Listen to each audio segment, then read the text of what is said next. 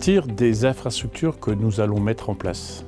Le réseau très haut débit, qui sera mis en place dans tous les départements de France. Nous aurons l'infrastructure, qui sera aux portes de l'habitat. Mais au-delà de l'infrastructure, il faut l'usage et le service. C'est plus qu'un marché en devenir, c'est même une question essentielle, je dirais, d'intérêt public.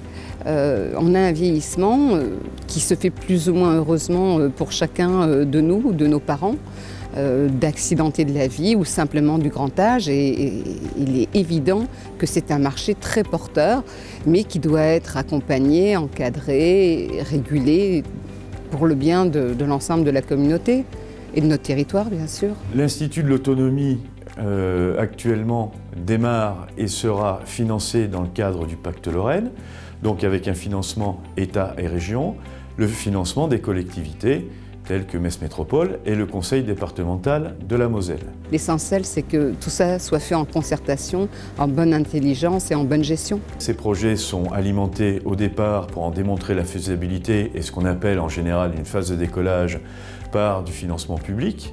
Et puis ensuite, quand on aura fait la démonstration de cet institut, nous sommes en train de réfléchir à un modèle économique qui pourrait permettre de voler et de se détacher de ce financement public et de voler un peu de ses propres ailes. L'intérêt de ce type d'institut, c'est d'être à proximité d'abord, de répondre au plus vite aux besoins de cette nouvelle vie pour préserver au mieux nos aînés et nos seniors. Ce développement technologique a pour but de créer du soutien à ces personnes en difficulté, de trouver des nouvelles solutions technologiques pour ces professionnels, mais aussi créer aussi de l'activité pour les entreprises. C'est-à-dire que nous aurons autour de la table des représentants des usagers, des professionnels de la santé et puis aussi de l'enseignement supérieur pour justement trouver ces solutions matérielles ou immatérielles à la demande des usagers, de l'entreprise ou des professionnels de la santé.